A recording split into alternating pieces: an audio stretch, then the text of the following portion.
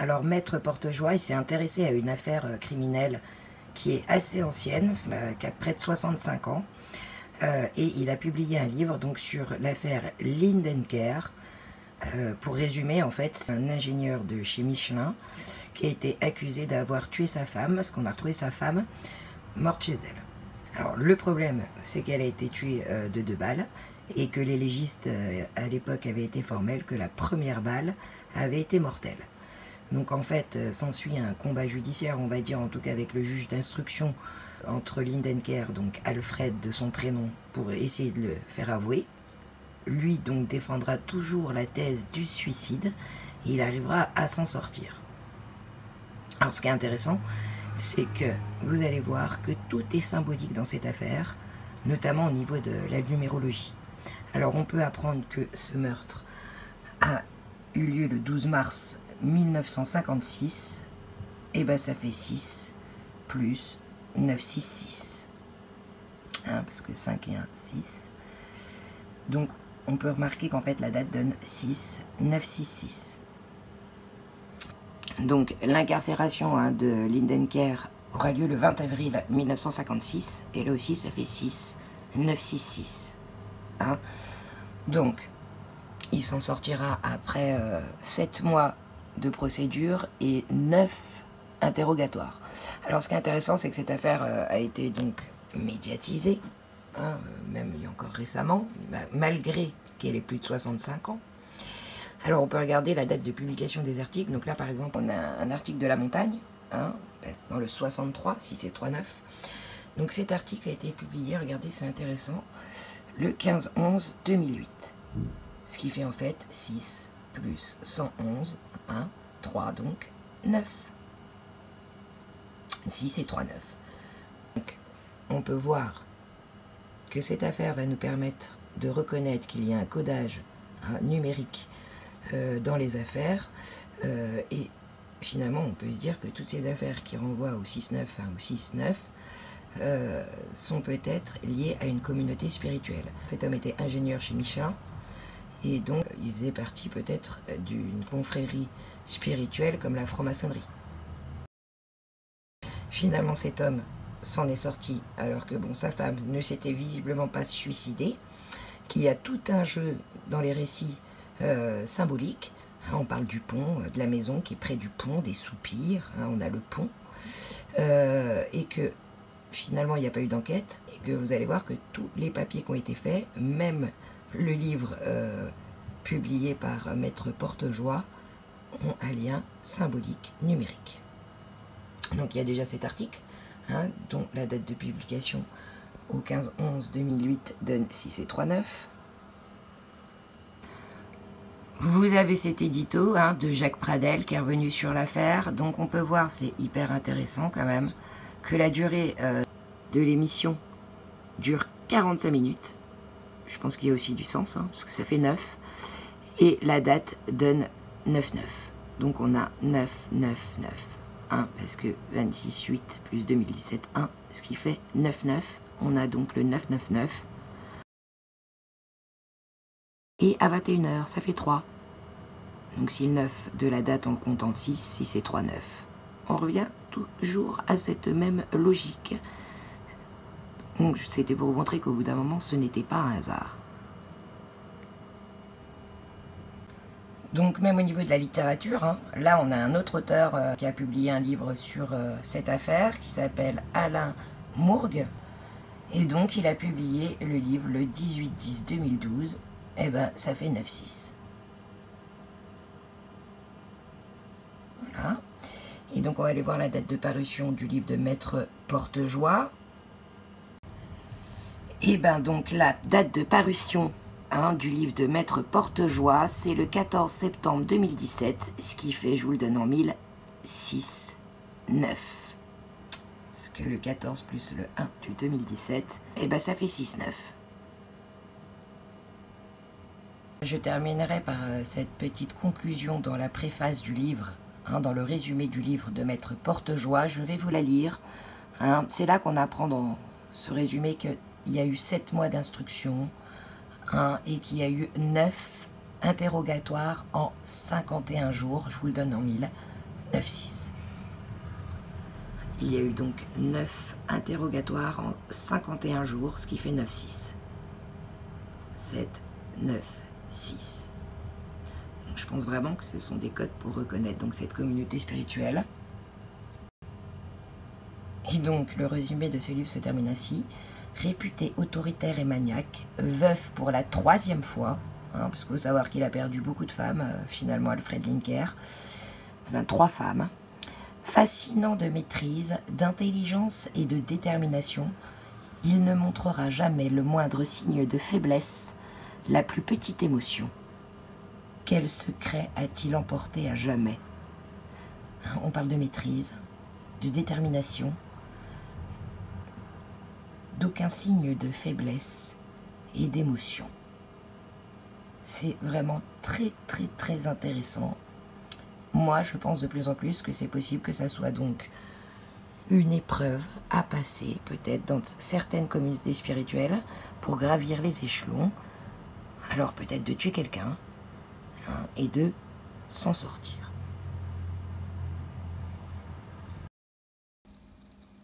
Ce que je comprends aujourd'hui à travers cette affaire Lindenker, c'est que Maître Portejoie s'est intéressé à cette affaire parce que derrière, visiblement, on retrouve les codes d'une communauté spirituelle, type franc-maçonnerie, dont les codes sont le 9-6.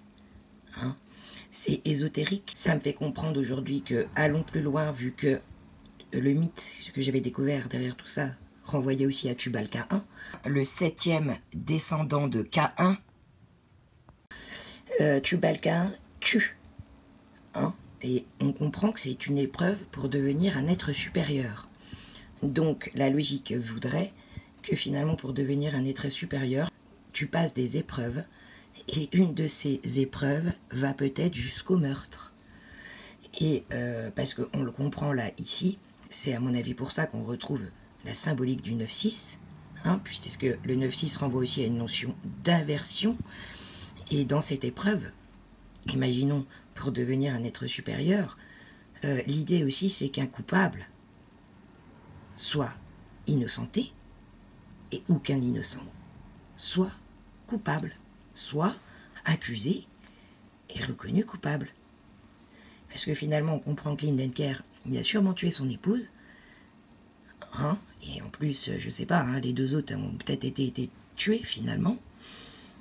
C'est peut-être une épreuve à passer pour devenir un maître, d'où cette symbolique de maîtrise dans cette conclusion de résumé du livre. Et en plus, il a réussi à s'en sortir.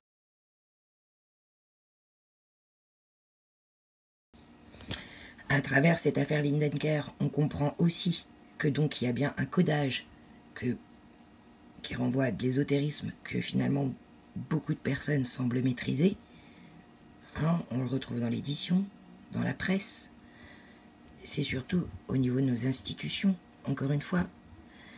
Je pense qu'aujourd'hui, en plus, si on est dans une logique de crime rituel, parce que c'est ça finalement derrière, ce 6-9, moi je le vis aussi comme une signature. Moi je pense que le fait que cette femme soit morte le 12 mars 1956, c'est un moyen de comprendre que c'est un crime rituel, pour ceux qui ont la connaissance. C'est pour ça que derrière on retrouve ces papiers, par exemple côté en 9-6. Finalement ça permet à tout ce petit monde derrière qui a la connaissance d'étouffer les affaires. Enfin, je vais vous montrer ce dernier article, extrêmement intéressant, puisqu'il a près de 65 ans, cet article, c'est une archive. Et donc, regardez bien, c'est du Nouveau Détective. C'est intéressant parce que c'est le numéro 520, ce qui donne 7. Et l'année de parution de cet article, je vous le donne en 1000, c'est le 18/6/1956, ce qui fait donc 9-6, 9-6-6. Et le 9-6, donc fait 6, ce qui fait 6, 9-6-6.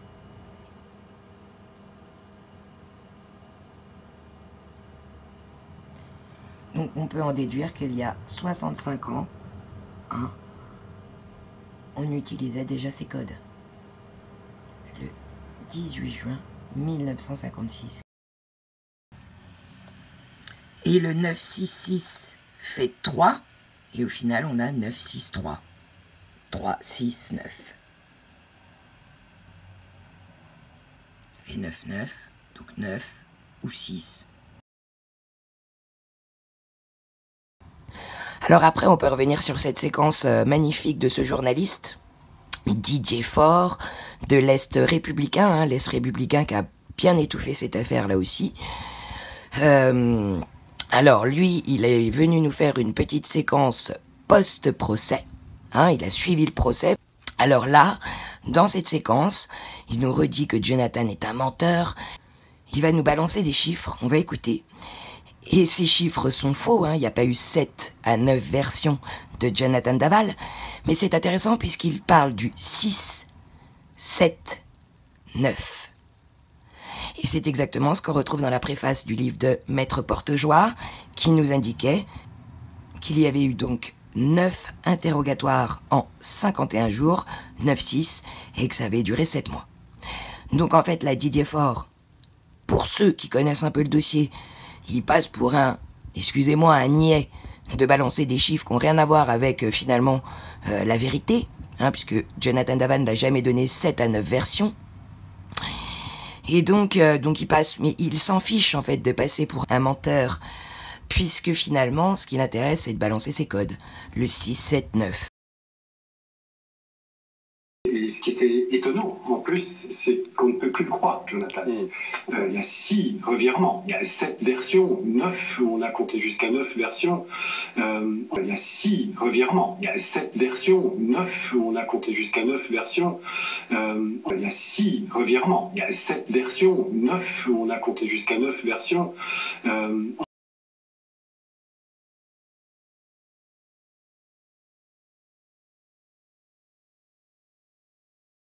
Hein, il a suivi le procès, parce qu'il faut savoir que les journalistes qui ont été accrédités, ce sont uniquement ceux qui ne disent pas la vérité. Donc 3 ans après, Aude Barghetti, qui a sorti un livre le 4 novembre, juste avant le procès, à 17 € le bouquin, moi je vous conseille de surtout pas l'acheter, ou alors de l'acheter et de le faire tourner après dans les boîtes à livres, et ça serait intéressant de voir ce qu'elle raconte quand même. Mais bon, je suis sûre que dans son bouquin tu ne trouveras pas l'information du jogging de Cédric Daval, et 3 ans après, elle vient de noyer le poisson par rapport au GPS qui aurait quand même détecté l'ouverture de porte. Oui, plusieurs fois dans la nuit donc, alors qu'en fait, au lendemain des gardes à vue, on disait que la voiture avait bougé dans la nuit. Elle vient bien noyer le poisson 3 ans après. Pour rebondir d'abord, c'est pendant cette nuit, ce qui s'est passé, c'est que le traceur de la voiture, puisqu'il y avait un traceur GPS sur cette voiture, a été activé plusieurs fois. Et en fait, on a tout de suite su que c'est quand une porte s'ouvrait. Et en fait, on a vu que plusieurs fois pendant la nuit, la porte a été ouverte. Et l'explication de Jonathan Daval, c'est de dire « Je venais voir la dépouille d'Alexia pour vérifier, pour voir si c'était bien réel ». Comment il peut se lancer? Donc je déshabille ma femme, je la rhabille en joggeuse, je la mets dans je sais pas quoi, dans un drap, enfin j'ignore, je la transporte au fin fond de la nuit, sans éclairage chauffe mes phares, dans les bois. Ensuite, qu'est-ce qui se passe? Enfin, on sait qu'elle est brûlée, peut-être pas par les... Enfin, j'en sais rien. Mais comment on peut en arriver à ça? Non, pour être un peu plus précise, il est vendu 16,90 €. Ce qui a sûrement du sens, puisqu'on retrouve le 6,9, 9,6... plus le 1, donc 7, 9, 6, 7. Et on peut voir aussi que le code couleur, choisi donc par l'éditeur et Aude Barghetti pour son livre, est aussi intéressant, ce code couleur, puisque les 3 couleurs sont le rouge, blanc, noir. Et ce sont exactement les couleurs des 3 passages importants dans le grand œuvre alchimique. Rouge, blanc, noir. Donc vous voyez, en fait, tous ces journalistes ne sont pas là pour en fait enquêter et donner de l'information, mais c'est grave, c'est exactement l'inverse. Ils sont là pour visiblement protéger une communauté spirituelle et étouffer des crimes rituels, et ça ne date pas d'aujourd'hui. Le problème, c'est qu'en face, on a vraisemblablement des innocents qui sont condamnés volontairement, grâce d'ailleurs à ce déchaînement médiatique, et qui sont donc accusés à la place de quelqu'un d'autre. Et il y a aussi ce genre de sujet qui ne sert absolument à rien, donc là diffusé par M6, apparemment 66 minutes. Donc ce genre de sujet qui ne sert absolument à rien, on n'apprend rien. On peut voir d'ailleurs même le cynisme qu'ils ont, parce que là ce sera l'avocat de Jonathan Daval qui viendra nous dire, dans ce sujet qui ne prend pas beaucoup la parole apparemment, qui viendra donc nous dire qu'il n'a pas prévu de faire appel pour Jonathan Daval, et il nous fait des petits clins d'œil symboliques tout au long du sujet. C'est une passion, on ne travaille pas les dossiers, on vit les dossiers. Voilà. Des dossiers qui ne le quittent jamais, grâce à de petits rituels quasi superstitieux. Nous le retrouvons dans son bureau de Besançon. Un que j'affectionne beaucoup, c'est Miles Davis. Il possède 18 stylos de luxe nommés d'après des célébrités. Un pour chaque acquittement qu'il a obtenu. Impossible de plaider sans eux, il l'accompagne à chaque procès. Le rouge, ce sera le premier jour. Vous avez ensuite celui-ci qui sera le deuxième jour, le Kennedy qui sera le troisième jour. Vous avez le Miles Davis qui sera le quatrième jour et vous avez le Kafka qui sera le cinquième jour. Voilà. C'est très ordonné, c'est très classé dans ma tête. C'est des doudous, c'est des gris-gris. Il n'achètera pas de nouveaux stylos cette fois-ci. Il ne cherche évidemment pas l'acquittement pour Jonathan Daval. Retour à Vesoul et au procès mercredi dernier. Randall Schwerdorfer a décidé d'oublier ses propres mises en garde et le silence qu'il s'était imposé face aux médias. On a des analyses très fines qui pouvaient expliquer ces problèmes d'érection, et ça c'est tout à fait passionnant sur le problème de conjugopathie sur lequel on va peut-être se recentrer dans les débats. À tout à l'heure. Les coups portés avant la mort, c'est quand même pas inintéressant. C'est pas l'objet des débats de cet après-midi. Il est là pour protéger Jonathan Daval et sa famille.